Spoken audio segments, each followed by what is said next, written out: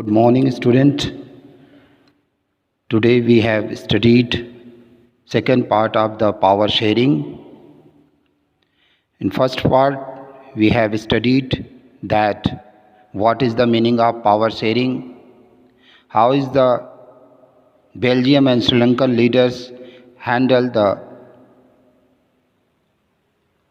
power sharing in their countries, and what will be the result according to their solutions. Now we have studied in second parts why power sharing is desirable. क्यों power sharing जो है वो ज़रूरी है. Two different set of reason can be given in favor of power sharing. First, power sharing is good because it helps to reduce the possibility of conflict between the social group. Power sharing क्यों ज़रूरी है? क्योंकि power sharing हमें help करता है. किस चीज़ के लिए हेल्प करता है? रिड्यूस करना पॉसिबिलिटी ऑफ कॉन्फ्लिक्ट. जो सोसाइटी में डिफरेंट ग्रुप्स के बीच में कॉन्फ्लिक्ट्स है, विवाद है, उनको कम करने में मदद करता है. क्योंकि सोशल कॉन्फ्लिक्ट्स प्राय जो है often leads to violence and political instability. जो सोशल कॉन्फ्लिक्ट्स होते हैं वो पॉलिटिकल इंस्टेबिलिटी लाते हैं और वायलेंस क्रिएट करते हैं. So power sharing is a good way to ensure the stability of political order.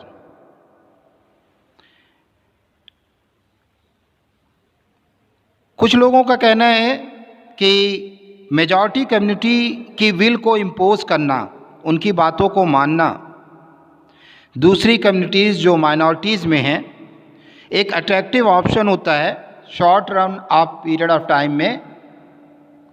लेकिन लॉन्ग पीरियड ऑफ टाइम में अगर हम सिर्फ मेजॉरिटी कम्युनिटी की विल्स को ही एक्सेप्ट करते हैं तो जो माइनॉरिटीज़ में हैं, चाहे वो कुछ समय के लिए कुछ ना कहते हों, बट माइनॉरिटी ग्रुप में अनसेटिस्फैक्शन होता है और जिसके कारण सोसाइटी में जो है वायलेंस होता है, अनस्टेबिलिटी आती है और जो यूनिटी ऑफ नेशन है फाइनली जो है वो डिस्टर्ब होती है. क्योंकि जो मेजॉरिटी है वो माइनॉरिटी ग्रुप पर डोमिनेट करती है, अप्रेसिव करती है और जो है अपनी बातों को मनवाने की बात करती है. अगर पावर शेयरिंग क्यों डिज़ायरेबल है उसके सेकेंड रीज़न की बात करें तो power sharing is good for democracy. जितनी भी डेमोक्रेटिक कंट्री हैं वहाँ पे पावर शेयरिंग एक एसेंशियल फीचर है.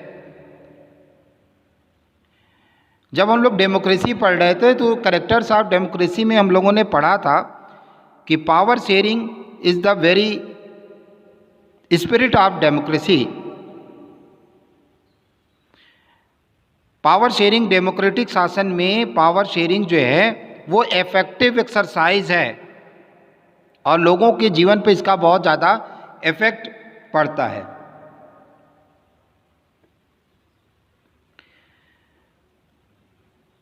लोग जो है अपने राइट्स की बात करते हैं और गवर्नमेंट ऐसी चाहते हैं जो लोगों की सहमति पे बनी हो,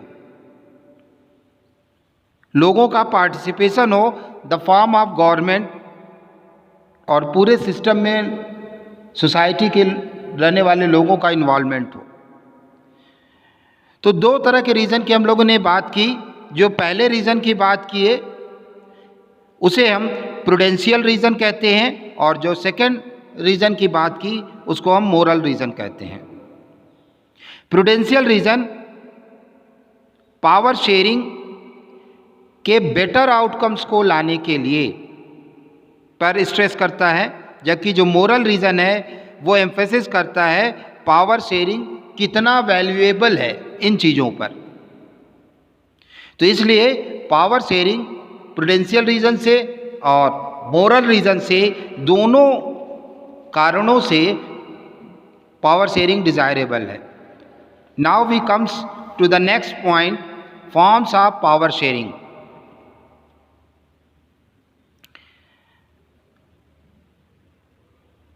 जो पावर शेयरिंग की आइडिया है वो जो है अपोजिशन को इमर्ज करती है और अनडिवाइडेड पॉलिटिकल पावर को जो थॉट है उसके अगेंस्ट है। बहुत लंबे समय तक लोगों का ये सोचना था कि पावर जो है गवर्नमेंट के पास होनी चाहिए, मीन्स सिंगल हैंड या जो ग्रुप ऑफ एडमिनिस्ट्रेशन है उनके हाथों में होनी चाहिए। अगर हम पावर से को जो है डिस्ट्रीब्यूट करते हैं, शेयर करते हैं, तो ये संभव नहीं है कि हम क्विक डिसीजन ले सकें और जल्द से जल्द उसको जो डिसीजन लिया गया है उसको इन्फोर्स कर सकें। लेकिन धीरे धीरे ये जो धारणा थी, नोशन था, वो लोगों का चेंज होता गया। जैसे जैसे डेमोक्रेसी को लोग अडॉप्ट करते गए और विश्व के बहुत सारे देश डेमोक्रेटिक आइडिया को अडॉप्ट किया, क्योंकि डेमोक्रेसी का जो प्रिंसिपल है उसकी एक बेसिक आइडिया है कि सभी पॉलिटिकल पावर में जो है पावर डिस्ट्रीब्यूट होनी चाहिए, लोगों का शासन होना चाहिए, गवर्नेंस थ्रू डिफरेंट इंस्टीट्यूशन होना चाहिए। डेमोक्रेटिक गवर्नमेंट में सोसाइटी के जो डाइवर्स ग्रुप हैं उनका रिस्पेक्ट होना चाहिए, उनके जो व्यूज़ हैं वो सोसाइटी में एग्जिस्ट करने चाहिए और सभी को ये राइट्स होना चाहिए कि वो अपनी वॉइस जो है पब्लिक पॉलिसीज़ पर दे सके, बना सके। इसलिए डेमोक्रेटिक पॉलिटिकल पावर जो है वो डिस्ट्रीब्यूट होनी चाहिए डिफरेंट सिटीजन्स में जितना ज़्यादा पॉसिबल हो सके। मॉडर्न डेमोक्रेसी की अगर हम बात करें तो पावर शेयरिंग जो है डिफरेंट फॉर्म्स में की जाती है। आगे हम लोग देखेंगे कि कैसे डिफरेंट फॉर्म्स में पावर शेयरिंग की जाती है and what is the means of different form of power sharing. First है power is shared among different organs of the government. इसका क्या मतलब है कि पावर जो है वो गवर्नमेंट के जो डिफरेंट ऑर्गन्स हैं, डिफरेंट इंस्टीट्यूशंस हैं, जिनकी हेल्प से गवर्नमेंट जो है एडमिनिस्ट्रेशन को रन करती है, उनमें जो है पावर शेयर्ड होना चाहिए। तो गवर्नमेंट के डिफरेंट ऑर्गन्स कौन से हैं? Legislature, executive and judiciary. और इन different organs of the government में पावर शेयर्ड होना चाहिए, क्योंकि ये सेम लेवल ऑफ इंस्टीट्यूशन है, एक ही लेवल पे काम करते हैं। जैसा कि आप जानते भी हो, लेजिस्लेचर का काम है rules and regulation, laws form करना। एग्जीक्यूटिव का काम है उस बने हुए लॉज और कॉन्स्टिट्यूशंस को इम्प्लीमेंट कराना। एंड जुडिशरी का काम है if anyone violate then they give the right judgement according to constitutions. तो ये तीनों गवर्नमेंट के इक्वल लेवल ऑफ द, एक same level of the institution है और इनमें पावर इक्वली जो है डिस्ट्रीब्यूट होनी चाहिए। ऐसे पावर इनके बीच में डिस्ट्रीब्यूट होनी चाहिए, सेपरेशन होना चाहिए कि किसी भी ऑर्गन के पास अनलिमिटेड पावर ना हो, एक दूसरे पे को ऑर्गन्स को चेक कर सके, जिससे कि balance of power among of the various institution के बीच में हो सके।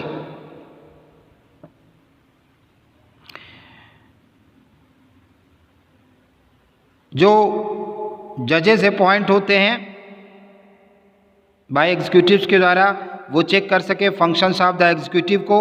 लॉज मेड जो लेजिस्लेचर के द्वारा किया जाता है वो जजेस के द्वारा मीन्स जुडिशरी के द्वारा चेक किया जा सके। और ये सारा जो अरेंजमेंट होता है कि एक दूसरे को हम चेक कर सकते हैं, एक इंस्टीट्यूशन दूसरे को, और जो बैलेंसिंग बना सकती है, इस सिस्टम को, इस अरेंजमेंट को हम चेक एंड बैलेंस सिस्टम कहते हैं। सेकंड जो है, power can be shared among governments at different level. Power जो है वो गवर्नमेंट के डिफरेंट लेवल्स पर डिस्ट्रीब्यूट होनी चाहिए। इसमें क्या है, अगर इंडिया की हम लोग बात करें तो 3 different level of the government होती है।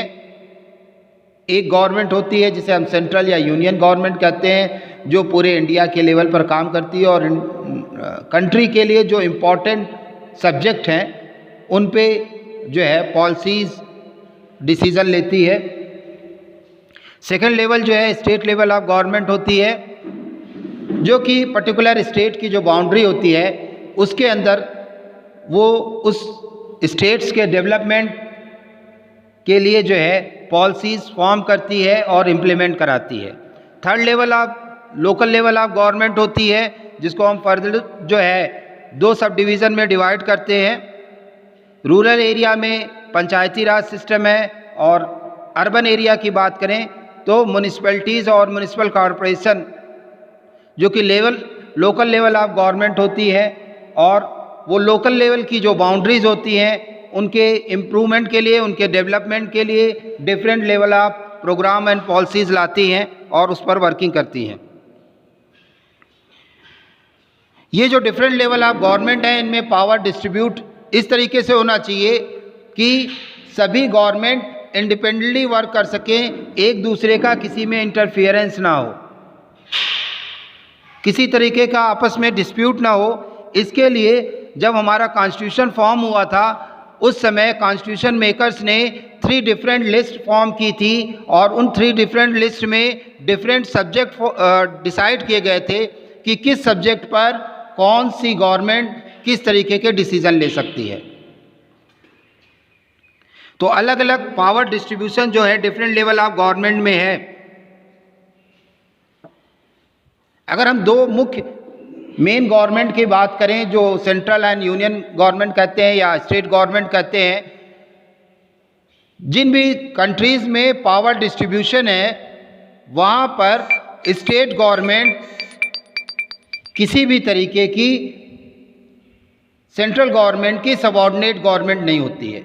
What is the difference between the subordinate government and non subordinate government? अगर कोई स्टेट गवर्नमेंट किसी भी सेंट्रल गवर्नमेंट या यूनियन गवर्नमेंट की सबऑर्डिनेट गवर्नमेंट है, in that condition before taking any decision और इम्प्लीमेंटिंग द प्रोग्राम और policies, it is necessary or mandatory that state government take the permission from the central government and then implement the program and policies.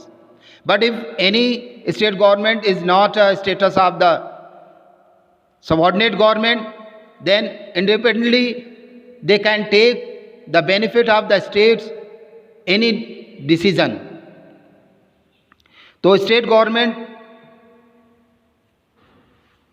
Subordinate government नहीं होती है, और different level of government इस तरह से power distribute होते हैं। जैसा कि आप बेल्जियम में देखे थे, वहाँ पर उन्होंने 3 टाइप्स की गवर्नमेंट बनाई थी, जबकि श्रीलंका ने रिफ्यूज़ कर दिया था। जो ये सिस्टम है distribution of power in the different level of the government, इसको हम फेडरल डिवीज़न ऑफ पावर कहते हैं। Federal division of power means such types of government there is more than one level of the government, that is called the federal division of power distribution. Same principle extend to the level of government lower than the state government, such as the municipalities and panchayat,